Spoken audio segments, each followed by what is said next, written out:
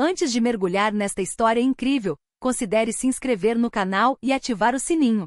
Cada história aqui tem algo a dizer, e você não vai querer perder nenhuma. Em uma manhã fria e cinzenta de dezembro, a cidade de Nova York se estendia lentamente sob um céu plúmbeo. As calçadas reluzentes refletiam as luzes de neon dos letreiros que nunca se apagavam de verdade, mesmo ao amanhecer. O ar estava saturado de umidade e o vento soprava em rajadas, cortando rostos, levantando golas de casacos e forçando as pessoas a andar mais rápido, de cabeça baixa. Um Bentley preto parou lentamente na esquina da Quinta Avenida, em frente à entrada imponente do Metropolitan Crown Hotel. A porta traseira se abriu com uma lentidão estudada e um homem saiu. Carlos Morial. 44 anos, terno cinza sob medida, cachecol de cachemir cinza, sapatos de couro italiano impecavelmente engraxados. Ele não estava andando, deslizava pela calçada como um homem acostumado a ver o mundo se curvar à sua passagem. Seu casaco de lã merino, caindo perfeitamente sobre seus ombros largos, parecia protegê-lo não apenas do frio, mas também da realidade ao redor. Seu rosto era fechado, belo à sua maneira fria, endurecido por anos de ambição, ascensão social e negociações ferozes. Seus olhos cinzentos penetrantes e calculistas, geralmente perscrutavam o mundo com uma indiferença cirúrgica.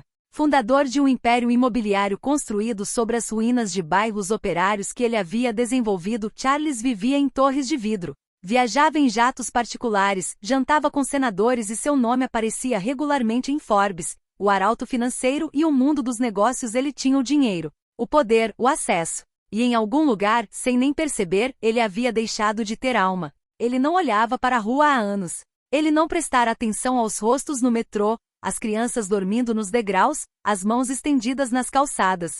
Ele se protegera deles como de um vírus. A humanidade sofredora não entrava em suas equações. Mas naquele dia, algo congelou. Ele estava prestes a subir os degraus da coroa quando seu olhar foi captado por um movimento quase imperceptível à sua esquerda. Virou a cabeça, a princípio mecanicamente, e prendeu a respiração. Sob o abrigo da entrada de uma estação de metrô, mal protegida do vento gelado, uma figura encolhida tentava formar uma frente unida em torno de duas crianças. Uma mulher, negra, emaciada.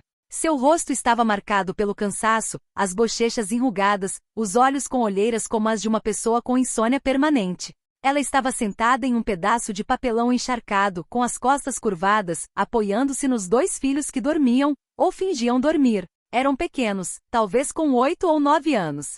Gêmeos, aparentemente. Enrolados num cobertor poído e manchado, fino demais para o frio intenso daquela manhã. Seus rostinhos mal apareciam por baixo do tecido, os narizes vermelhos de frio, as mãos encolhidas. Os transeuntes passavam indiferentes. Alguns até desviavam o olhar, como se estivessem evitando um espelho ríspido. Outros franziam a testa, apressando o passo. Neste mundo acelerado, uma mãe ajoelhada com os filhos na calçada era uma vergonha, um fardo, um lembrete de tudo o que não queríamos ver. Mas Charles não se moveu. Um detalhe o estrangulava internamente. Algo brilhou na mão da mulher, sob a bainha do cobertor. Um anel. Prata, adornada com uma turquesa levemente rachada. Pequena, discreta, sem valor aparente. Mas única.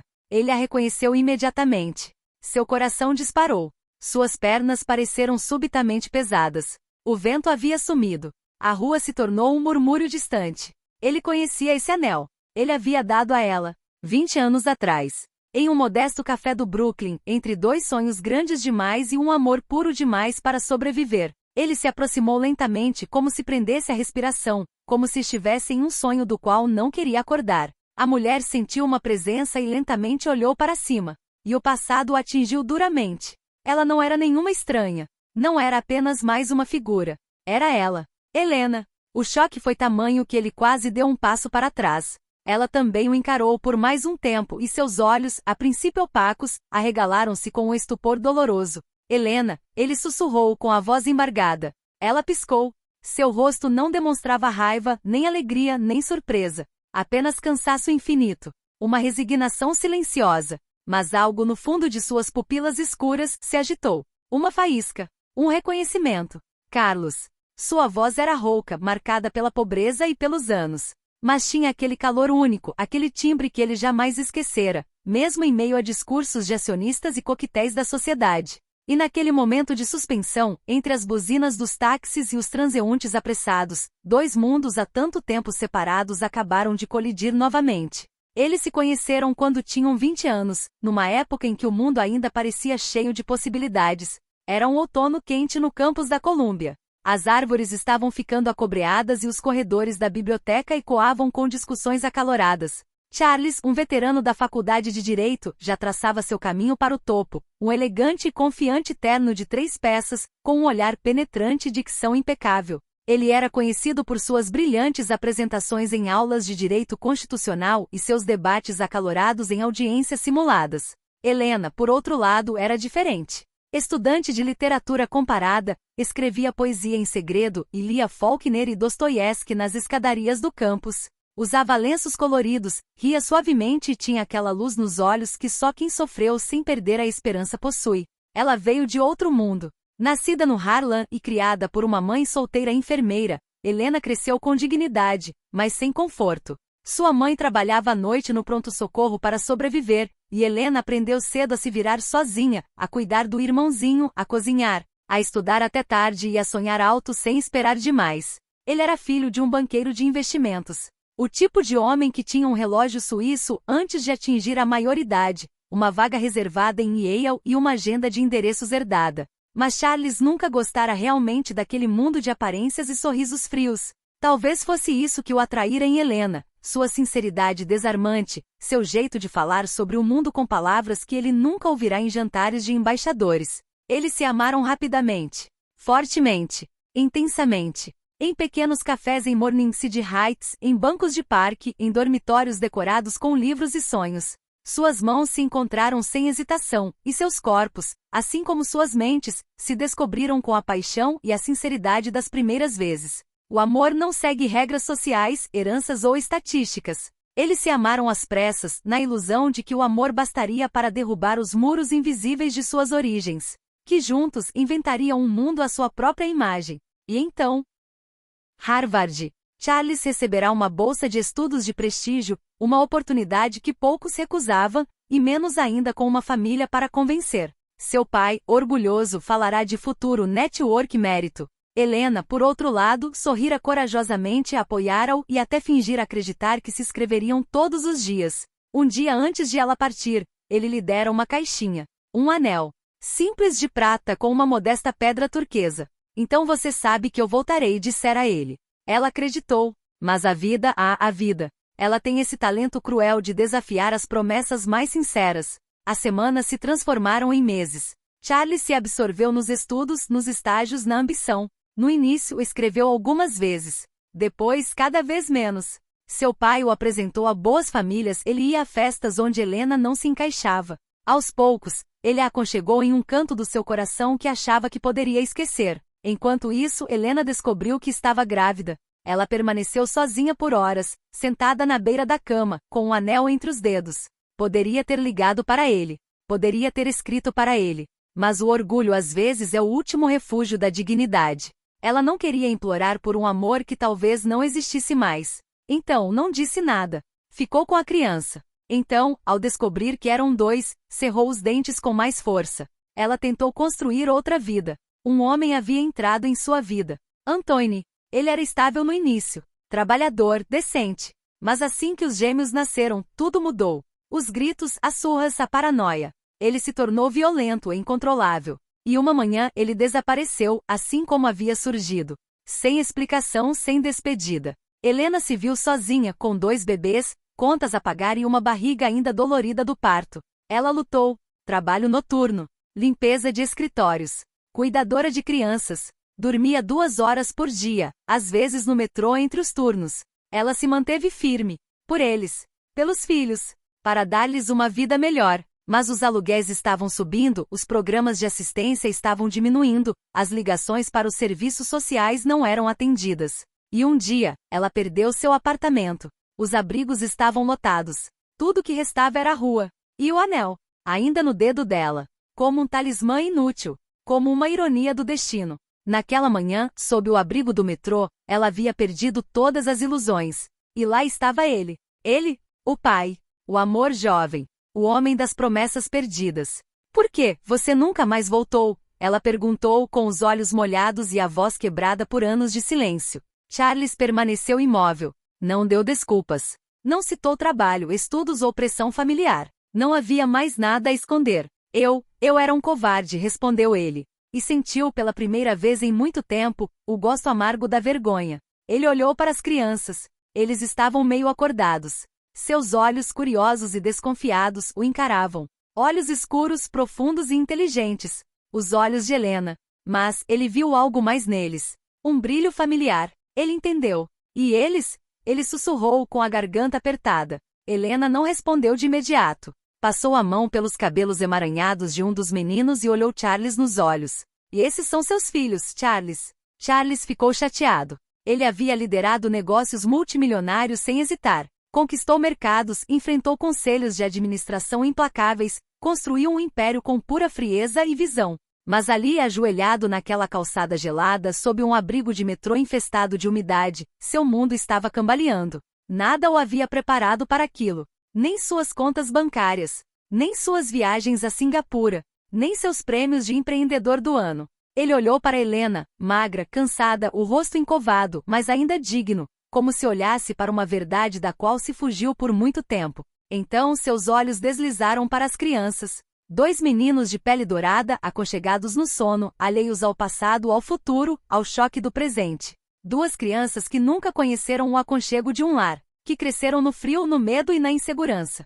Seus filhos. Charles sentiu uma ardência no peito, uma emoção crua e desconhecida. Não apenas culpa, algo mais profundo. Uma mistura de dor, ternura brutal e gratidão silenciosa. Ele os havia criado sem saber, e agora eles estavam ali vulneráveis, e ele não conseguia mais desviar o olhar. Ele se ajoelhou lentamente, como alguém que se aproxima de uma verdade sagrada. Você vem comigo. Agora. Helena o encarou com cautela, as costas ainda eretas apesar do frio. Ela aprenderá a não depender de ninguém. Já vira pena nos olhos de muitos transeuntes. Não queria isso. Não quero sua pena. Não é pena, respondeu Charles com a voz rouca. Colocou a mão no coração, quase como se estivesse fazendo um juramento. É minha responsabilidade. E é ainda mais do que isso. Ela queria responder, mas as palavras ficaram presas. Os meninos estremeceram. E nos olhos de Charles ela não viu condescendência nem triunfalismo. Não havia cálculo nem orgulho. Apenas dor nua e sincera. Um homem no chão enfrentando suas falhas, mas mantendo-se firme em seu desejo de reparar os danos. Ela sentiu lentamente. Naquela mesma noite, Charles os instalou em um apartamento discreto, longe da agitação, mas aconchegante. 2 quartos, cobertores novos, aquecimento suave, uma cozinha abastecida com provisões. Nada de luxos desnecessários. Apenas conforto, dignidade, algo para respirar. Ele não se impôs. Ele vinha todos os dias, às vezes por 30 minutos, às vezes por 2 horas. Ele não forçava nada. Observava, aprendia e se deixava guiar pela vida que sentirá falta. Ele descobriu que Léo, um dos gêmeos, era um sonhador, curioso sobre tudo relacionado ao céu. Ele construía foguetes com rolos de papel higiênico, fazia perguntas sobre as estrelas e colecionava fotos de galáxias arrancadas de revistas velhas. Malik, por outro lado, era mais reservado. Silencioso. Desenhava rostos tristes, casas fechadas, árvores sem folhas num caderno surrado. Estava acostumado a sombras, sussurros e dúvidas. Mas às vezes, quando pensava que ninguém estava olhando, sorria. Charles os observava fascinado, com o coração partido. Ele não sabia como ser pai, mas sabia que queria aprender. Helena, por outro lado, mantinha distância. Falava pouco. Observava muito. Deixou entrar, mas nunca muito perto. Havia uma dor antiga em seus olhos, congelada como vidro quebrado. Ela ainda não conseguia perdoá-lo. Fora ele quem o havia deixado. Aquele que quebrara a promessa. E ela pagará por tudo. Mas uma noite tudo mudou um pouco. Era quarta-feira.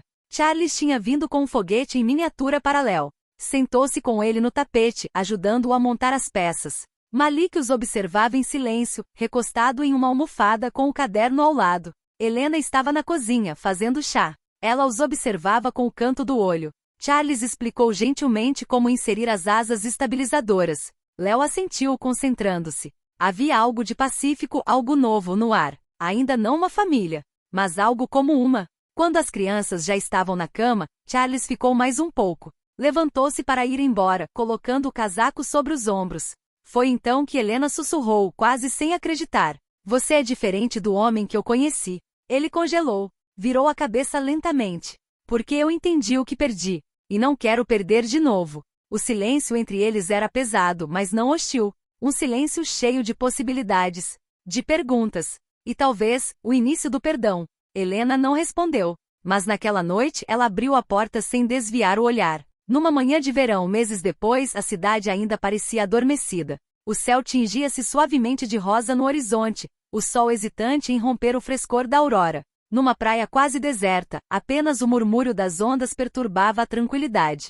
Os gêmeos, Léo e Malik, lançaram-se numa batalha de castelos de areia, rindo ruidosamente, despreocupados e livres.